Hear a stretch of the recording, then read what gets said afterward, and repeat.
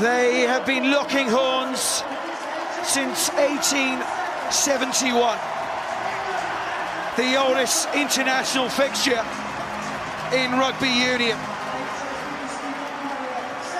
And this afternoon, here the London Sevens at Twickenham, England and Scotland write the latest chapter in this rich and colourful history between these two great rugby nations. Scotland reigning champions here in London. England haven't won their home tournament for 18 years.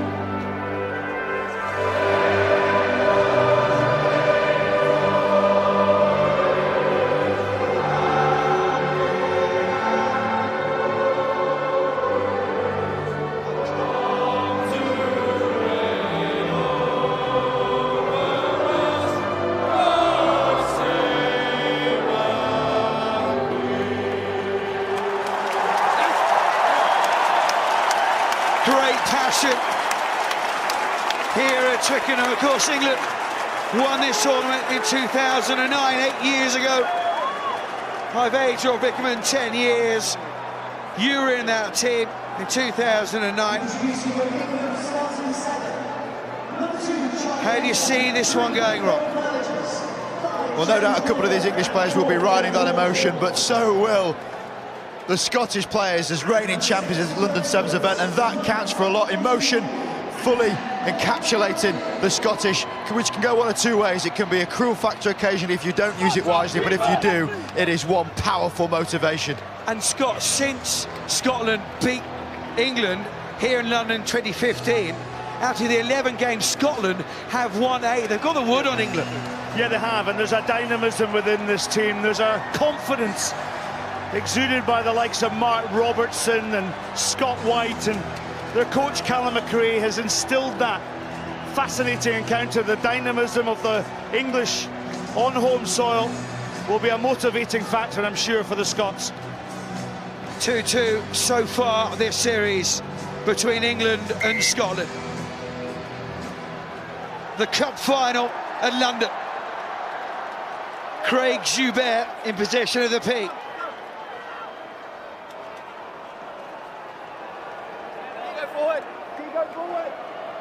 There's Doogie Fight. 2 tries in the last 80 seconds of the final last year against the USA.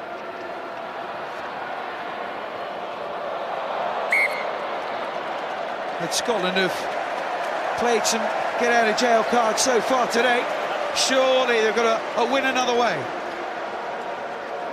Well, certainly looking at the skill set there, that is not like this Scottish team so far in this tournament. Their default is their passing game. They like to shift it, specifically Scott Riddell, some of the best hands in this Sevens team. That's not his usual standard. Yeah, but the pass inside from Horn checked Riddle, who then had to compensate for the pass. So England with a real chance in an attacking scrum just outside Scott's 22. You say Riddle, you say Riddell. Ball is out. Horn. Nippy, isn't it? George Horn. Big collision as well on this near side. But it's Scotland on the attack with Fleming. Tackle what? Fleming against Norton, one of these battles within the battles in this final. Ollie Lindsay-Haig still down on this near side as Burgess and Rodwell chase alongside Mark Robertson in his last ever tournament. Mark Robertson, emotional times for him. Come off, head injury. But it comes back to a very rare thing I've never really seen in the game of sevens. Turned over scrum against the head, so to speak. Gives Horn a shot to get round Rodwell, which he does. And here Lindsay-Haig comes in, little bit of a swinging up there, and he gets cleared, he gets battered out of the way. Robertson flies in, as Wright is able to do, but Lindsay-Haig not known for his counter-hooking. He cops on right on the chin. Wee George Horn just shows what a tricky little customer he is, who plays with real heart, the Glasgow Warrior, and his footwork is excellent.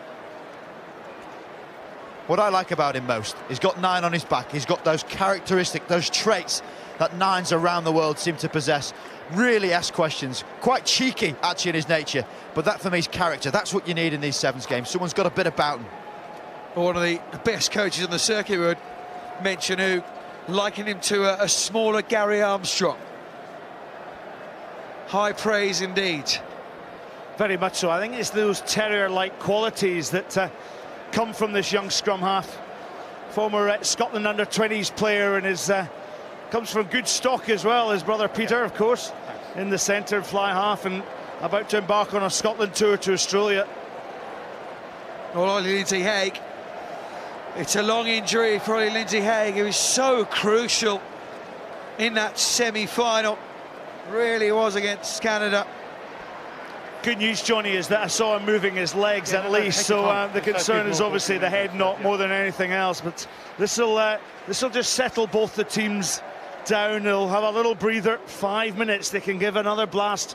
And they're just taking on so much water in terms of injuries. They have, and there's 2 of them sat there. Dan Bibby suffering from concussion symptoms, and Tom Mitchell with his slight leg break. Not great to see him on the bench, but ultimately these players have stepped up, of which Lindsay-Haig is one of them. But just to the point about this time now, and clearly the most important thing is that Ollie Lindsay-Haig is well and looked after carefully. But as a player on the pitch now, it can be so demanding on your mindset to think you have to stay focused, stay humoured, as you see Charlie Hayter there often want to try and relieve moments like that with humour. But really difficult on the playing field. You've got the crowd, it goes a bit flat. How do you respond to that? It's a difficult break for all these players. England 2 cup wins so far this season. He's been there as a player, he's been there as a coach. Winners in Cape Town, winners in Vancouver. For Scotland, their 4th cup final. Only ever 1 cup final win. London here last season, and then the responsibility. We saw the attacking threat that Ollie Lindsay-Haig is. That responsibility will now go on to the youngster Will Edwards. Yeah, exactly that. Now looking at this England lineup, you've lost Mitchell, you've lost Bibby.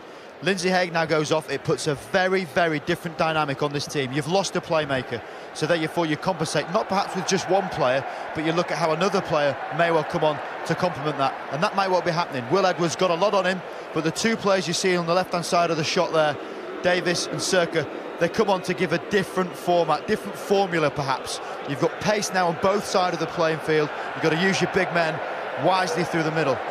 And Scotland will just hope to put this break, this disruption, to the back of the mind to continue what they've been doing all weekend. Yeah, I'm really interested in this because you look at the clock, 5 minutes, and remember, this is a new format, 7-minute finals each way.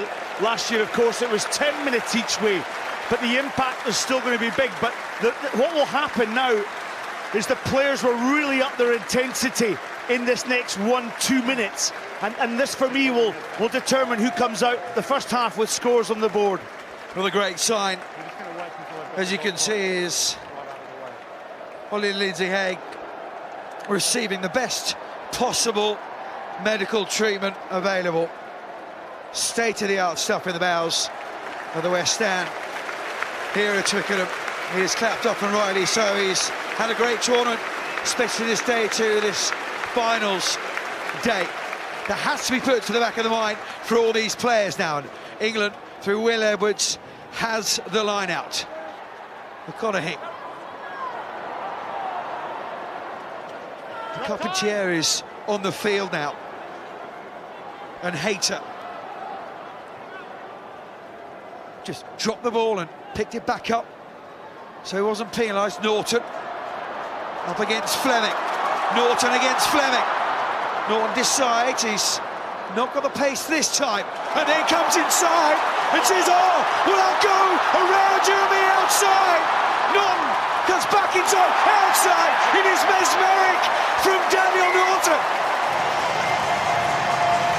What a fantastic try from England's talisman, and it's brought the crowd to his feet. He has got better and better and better as the season goes on. And what balance in his footwork. I've seen Dan Norton do some pretty ridiculous things in his career.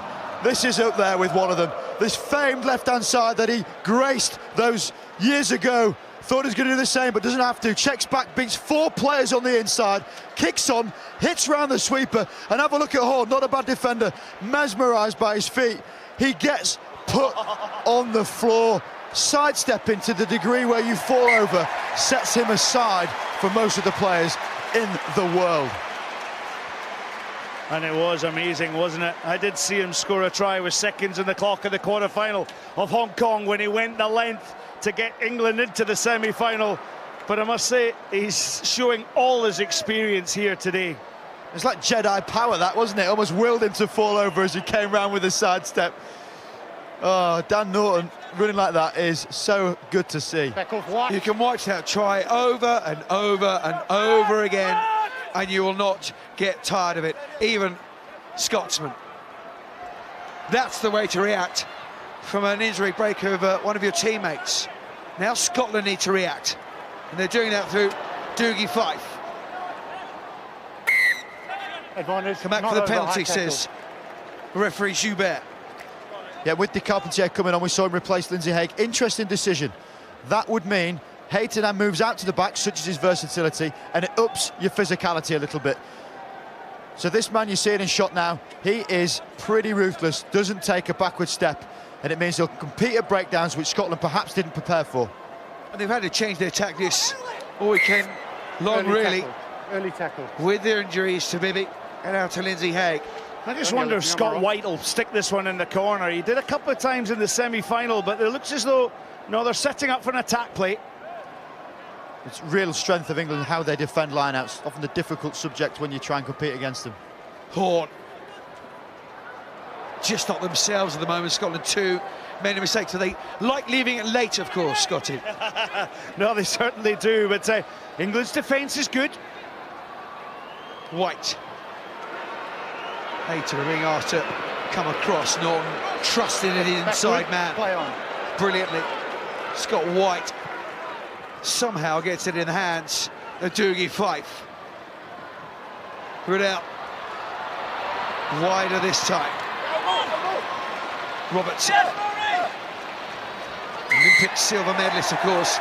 Many of these players played together for Team GB in Rio. Playing the ball on the ground. And conversely, this time last year, we're competing against each other. And those battles still stay in the back of the mind. Those people that got the shot and those that didn't. Norton. This time just tries to go in between the two defenders. That's Edwards. The new man, McConaughey, to Carpentier. He won't go from 50. tackle, just a lovely little wrap out from McConaughey. Flips it up to Burgess, who's coming onto it at pace, and he does his Norton impression. Release, blue. He's not there. Brilliant defence from Scotland, hanging on in this first half of the Cup final. De Carpentier is squeezed in, is he? Officials want to check it. We need to check country. Like a check to see where the player's in touch before he's grounded the ball. Yeah. Jimmy, you're in the frame. Try, no try, please. Righto, Craig. Checking try or no try. Try or no try? Well, is a conversation between the officials. James McPhail will be looking at this one closely. Was he short, was he? I think he was in touch. And if you think about the mass of Richard de Carpentier, difficult for him to get that ball down. If he did, there was no right for him to score that. Well, can be a game of inches, and this has been sapping. Opening 7 minutes.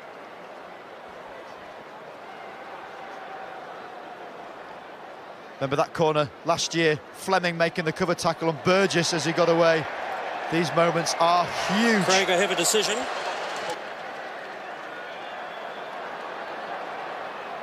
Craig, James here, got a decision. Yeah, The you're player... looking at this last replay? Yep. Okay. The player is out before he grounds the ball. Okay. So Recommend line up starting through with the a line throw. out, yes. Thanks.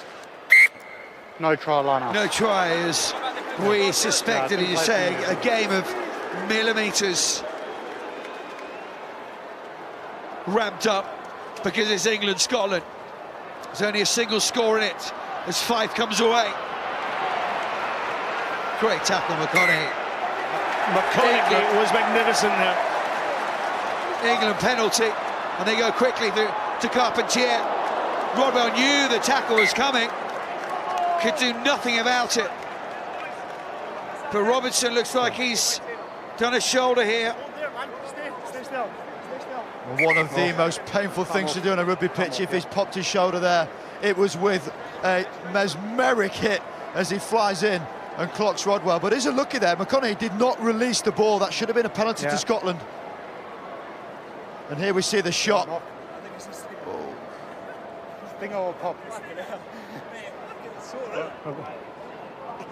I'm just having a look to see if he comes up clutching his left shoulder. No, it's right, isn't it? Yeah, those types of impacts really pushes a lot of pressure down your AC joint. That's right. For those who have put those types of shot in, they know that feeling of burning going all the way down your arm. A horrible feeling, and Robertson is as tough as they come. Yeah, the acromioclavicular. All right, you two. Yeah, I'll be all right. Well, I've done it. I know how sore it is. Leave the medical dictionaries at home. Let's concentrate on the rugby. Here's McConaughey's tackle. McConaughey, of course, the Scotsman, playing for England. Again, you can... His pop-up was great, but did he actually release and let contact go? 2 seconds left on the clock, though. Allows England an attacking opportunity. Crouch. Yeah. Here's Scotland's scrum from the Rodwell knock-on. 7-0, single score in this one. The Cup final of the London Sevens. Final event of 10 in the HSBC World Rugby 7 Series. What a way to finish. Speaking of finishing, Norton has the ball. Edwards. Davis. Burgess just skips around the tackle. McConaughey's asked to go again.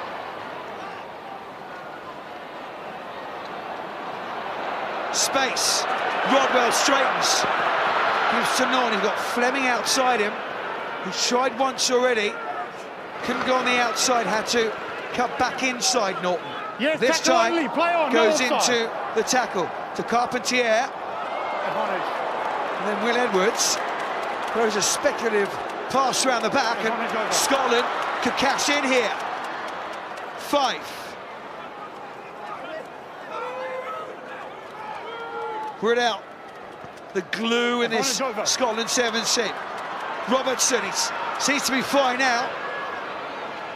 Against Rodwell again, then Rodwell with the tackler drives through, and it just disrupts Scotland again. Possession Counter-ruck is good. still with a team north of the border. That's good. Counter-ruck forward. Counter-ruck forward. Counter-up was superb from James Rodwell. And there is half-time. Who said it doesn't mean much playing in your home tournament? Now, first 7 minutes has proved both teams would love to live the cup here in London. Half-time though, England 7, Scotland 0.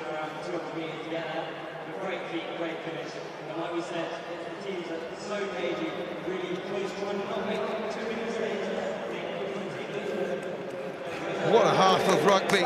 Stand up, deep breaths, stand up. Okay, right. Brilliant Pleasing first half. Second half of that half, we're starting to run it. Ollie Lindsay Haig is up and around and delighted to hear that. That's causing daylight between us. We must react. As soon as someone goes and hits the pedal, the next two, we have to get close. We are getting nothing at the tackle contest at the moment because they are owning that space. Win your dogfight, about 2 and 3, bullet and 9 must be there. That's where he's allowing them a bit of gamesmanship around the tackle contest. We can nullify that. You throw, yep, you lift. Solve that? Yeah, you attend. Defensively, excellent. Keep putting them to that outside. Yeah, good. You lift? Yeah, excellent. Great call. Yeah. Keep putting them to the outside. Okay. Yeah? Keep putting them to the outside defensively. Don't over chase. We run the bomb, just go right to the front. Rodders. It's outside. Nice and blue, everyone. Adapted brilliantly so far. Right, so defensively, keep putting them to the outside. Rodders in here, buddy. Put them to the outside, make our tackles. Good decisions, keep working them off the breakdown, yeah? Attack-wise, get a bit more depth, but keep doing what you're doing. I just need a quicker play away at 9. Okay. Tap penalties, let's just settle it down, the quick ones. Yeah. Maybe let's just then take our time and then just pass the whip. Are we all good with that? Nice and controlled and calm. Okay, eyes in here. Okay, 7 minutes. Whatever happens out there now, we adapt. Whatever position we are, we adapt. We keep working. That underpins everything we do. We work for 7 minutes, whistle to whistle. Come on. Only a single score between the two, and it was an absolute beauty. Quite possibly the try of the tournament, if not one of those tries of the series from Dan Norton. And two very opposing camps, real intensity from Callum McRae Kitty. Cool card, just taking the pressure off Simon Amor. He knows his players have had to adapt with injuries coming into this tournament, during this final. Who has the biggest heart now for 7 minutes? Robertson beats Rodwell to the ball. Those two going at it again. GB teammates, silver medalists. Riddell. Fife. Robertson again. Hayton and Norton there to meet him. Referee says play on, and Scotland do play on. And Hugh Blake takes the try. Well, Rob, it looked like an England player ripped the ball out to Mark Robertson, so it wasn't knocked on, but it looks as though the try's possibly going to be given. Let's wait and see. Oh, it's given. As a classic case, schoolboy rugby, you are told to play until you hear the whistle. Case in point there, breakdowns can get messy. Ball is hard to see, but ultimately, if you react to it quickest, you have an opportunity, of which Hugh Blake took a huge one there. Championship minutes. Well, what a conversion by Scott White to tie the game. But let's have a wee look here. As Robertson takes it in, looks as though Dan Norton ripped the... We'll have to see it from the other angle. Yeah, the motion of Charlie Hayter there rolling looked like he did pull his arm away from it, which suggests that he ripped out the ball. You see there his left hand on it. In that situation, that's play on. That's a fair decision. Richard Kelly slightly marred by the bodies in front of him, but Craig Joubert on the spot there decides to play on. It is now in the past. It is gone. And it is 7 apiece. 0-0 effectively. Just 5 minutes left, and de Carpentier just flies that ball out to Rodwell. Let it go, white blue. You see the physicality go up. The Carpentier coming in means breakdowns become much more in England's favour. If ever you see Hayter, Rodwell, de Carpentier in one area at a breakdown, they will counter it, and with that, get penalties. And England do have that penalty. The suggestion of a knock-on, but clearly there, Charlie Hayter, he has identified the ball. It's his rip. Robertson was in control of the ball. Hayter then ripped it out. Blake was in his rights to pick the ball up. McConaughey out wide into Fleming. The old enemy, no love lost, is there? Expect nothing less. Norton.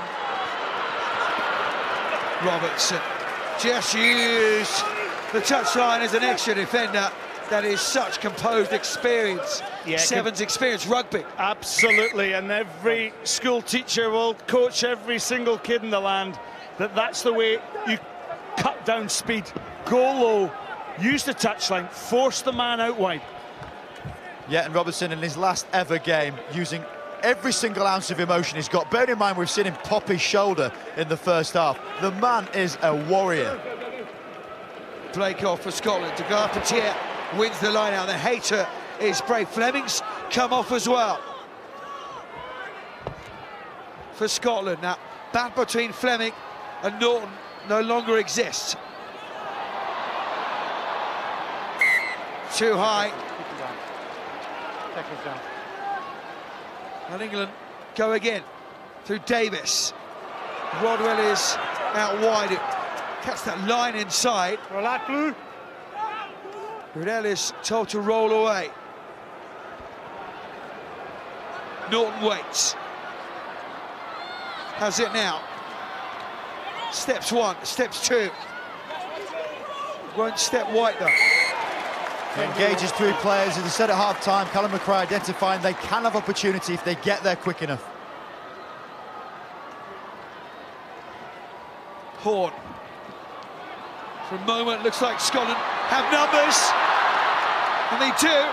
White is through. Needs support now, though. Scotland. Thrown out wide for Robertson. Hayter is missed. It's there for Riddell. Scotland gained the lead in the final.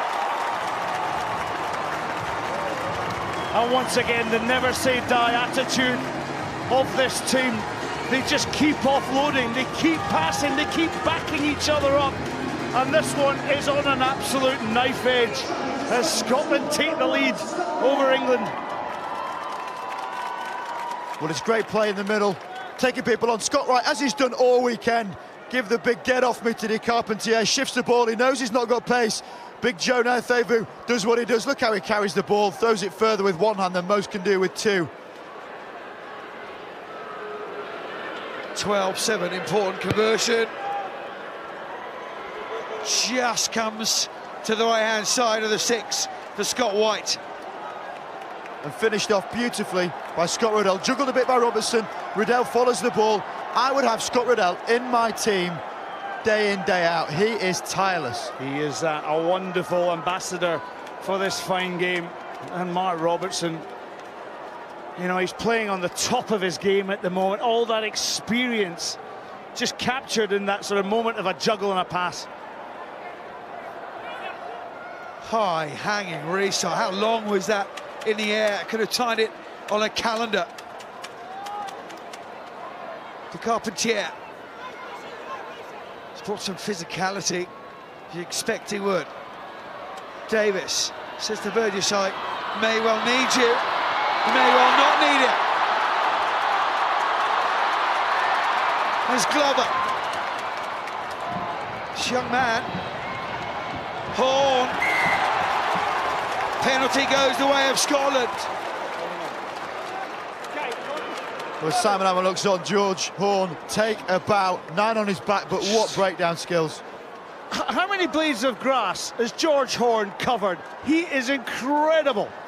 But the defining factor of this play, is the fact that when it came to the breakdown, Phil Burgess, off the back of Glover, ran a gamble offload line, which means he shot past the ball. As soon as his tackle is made, he needs to clear out. In this instance, went past it, all too easy for Horn and Farndale, but what an effort from the smallest man on the pitch. Sustaining his own body weight? Question mark. The point is, because no one was competing against him, he got away with it. If Burgess had hit it, different question. Rodwell back on the field. Fascinating tactic now, isn't it? Scrum put in for Scotland, 16 seconds on the clock. You can imagine what's going to happen in this scrum from England's perspective. To make sure we keep Scotty on the balcony here, this could get emotional. Scotland, defending champions, only need to put this ball out of play now, and they do, and Scotland have defended their London crown. How sweet is that moment, not only for Scotland Sevens, but Scottish rugby at the home of English rugby. They've only ever won one cup ever before. That was last year here in London, and they have done it again. Brilliant final, brilliant performance from Scotland. Yeah, back-to-back titles here in London, and when you consider they also hit the final in Paris last week, it did hurt the Scots last week with South Africa winning that one. But they came in, Rob Vickerman, with so much confidence. They played their get-out-of-jail cards in the quarters and then in the semis. But that... For 2017, your champions of London are Scotland. And Scottish rugby, for a second year in a